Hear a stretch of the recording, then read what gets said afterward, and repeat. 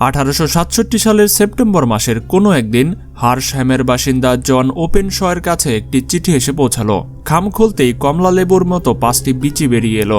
ভেতরে আর কিছুই নেই, কিন্তু এই হাস্যকর চিঠি ওপেনশয়ের রাতের ঘুম হারাম করে দিল, কারণ তিনি বুঝতে পেরেছেন যে কে তার পিছনে লেগেছে এবং তার মৃত্যু অবধারিত। তারপরও তিনি নিজের জীবনের মায়া একেবারেই ছাড়তে পারলেন না। সোজা চলে গেলেন বেকার স্ট্রিটের শার্লক হোমসের কাছে। সব খুলে বললেন হোমসকে, আকুতি জানালেন যেন তার কিছুই না হয়। কিন্তু পরদিন সকালে কাগজে জন ওপেনশয়ের মৃত্যুর খবর ছাপা হলো। রাতের বেলা কোনোভাবে তিনি পা পিছলে টেমস নদীতে পড়ে যান। সবাই ঘটনাটিকে দুর্ঘটনা হিসেবেই ধরে নিল, কিন্তু গোয়েন্দা হোমস বুঝতে পারলেন কে এর ভয়ঙ্কর থাবা থেকে তিনি ওপেনশকে রক্ষা করতে পারেননি। উপরের ঘটনাটি স্যার আর্থার কোনান ডয়েলের Sherlock Holmes series the 5 orange pips থেকে নেওয়া হয়েছে। কে এর ভয়ঙ্কর কর্মকাণ্ডের কিছু আজ এই গল্পে ফুটিয়ে তুলেছেন ডয়েল সাহেব। কিন্তু পাঠক কে বা কারা এই কে এর ফুল মিনিংটি হচ্ছে কু ক্ল্যাক্স ক্ল্যান। কু ক্ল্যাক্স ক্ল্যান বা কে হচ্ছে আমেরিকার প্রথম সন্ত্রাসী সংগঠন। গৃহযুদ্ধের পর আমেরিকায় রিকনস্ট্রাকশন বা পুনর্নির্মাণ যুগ শুরু হয়। এই সময়ে কু ক্ল্যাক্স ক্ল্যান আত্মপ্রকাশ করে। এই সংগঠনটির মূল উদ্দেশ্য ছিল কালোদের দমিয়ে রেখে সাদা চামড়ার মানুষদের আধিপত্য বজায় রাখা। কে এর প্রাথমিক টার্গেট কালোরা থাকলেও পরবর্তী দফাগুলোতে তারা ইহুদি, মুসলিম, অভিবাসী, সমকামী এবং ক্যাথলিকদেরও পীড়ন করে। নব্য নাৎসিবাদ, নব্য ফ্যাসিবাদ, ইসলাম বিরোধিতা, কমিউনিজম বিরোধিতা, খ্রিস্টান সন্ত্রাসবাদ, ইউরোপিয়ান বিরোধিতা ইত্যাদি ছিল কু ক্ল্যাক্স ক্ল্যানের প্রধান এজেন্ডা। রিকনস্ট্রাকশন যুগে 1865 সালে কনফেডারেটর আর্মির 5 জন প্রাক্তন সৈনিক ওই গুপ্ত সংগঠন তৈরির উদ্দেশ্যে টেনেসি অঙ্গরাজ্যের পোলাস্কিতে একটি সাক্ষাৎকারের আয়োজন করে। মূলত এখান থেকেই সূচনা হয় কু ক্ল্যাক্স ক্ল্যানের। গ্রিক শব্দ কাইক্লোস থেকে কু ক্ল্যাক্স ক্ল্যান শব্দটি তৈরি হয়েছে। কিন্তু ঠিক কী কারণে উৎপত্তি হলো এরকম ভয়ঙ্কর একটি সংগঠনের?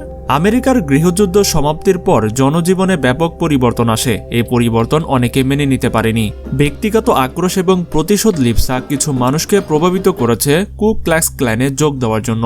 বিশেষত দরিদ্র এবং অশিক্ষিত আমেরিকানরা ব্যাপক হারে কে যোগদান করে। দাস প্রথার বিলুপ্তি এবং দাসদের মুক্তির দক্ষিণে অনেক শ্বেতাঙ্গের কাছে প্রকারান্তে তেতো পরাজয় মেনেই নেওয়া হয়েছিল। কালো দাসরা মুক্ত হয়ে যাওয়ায় অনেক শ্বেতাঙ্গ দাস মালিকের অর্থনৈতিক এবং সামাজিক প্রতিপত্তি কমে যায়।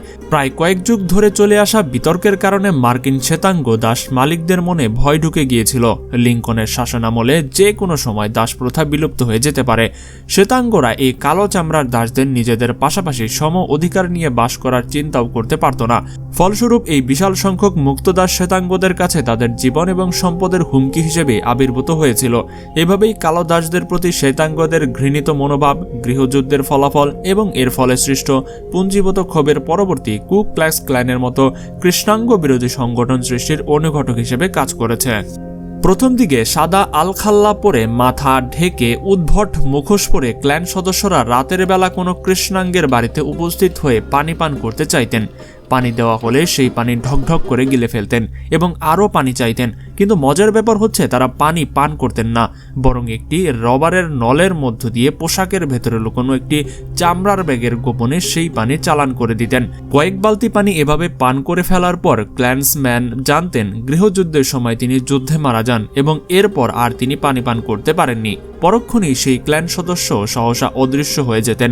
ফলে ওই বাড়ির বাসিন্দারা মনে করতেন কনফেডারেটের আর্মির মৃত সৈনিকরা ভূত হয়ে চারদিকে ঘুরে বেড়াচ্ছে।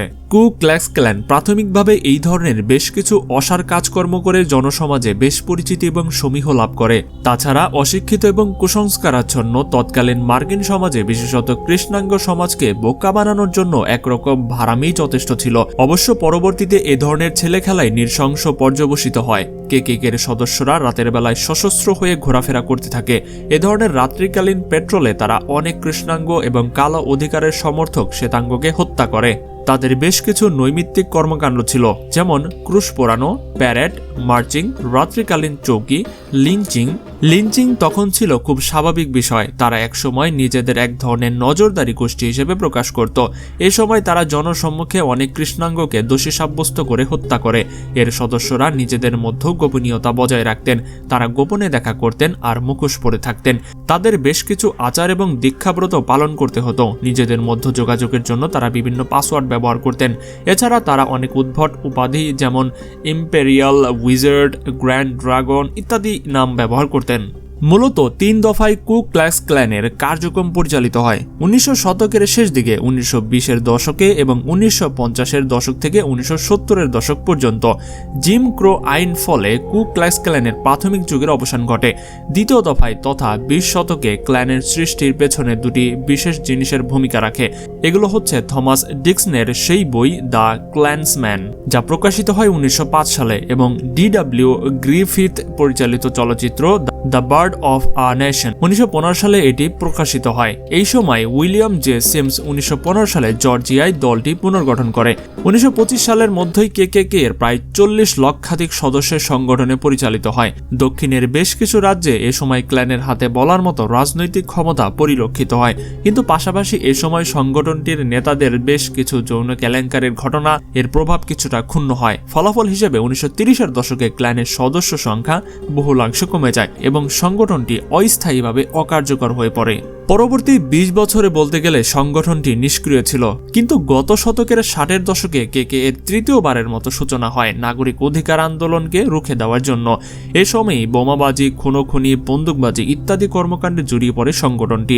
এই দফায় ক্ল্যানের মধ্যে বিবাদের সৃষ্টি হয়।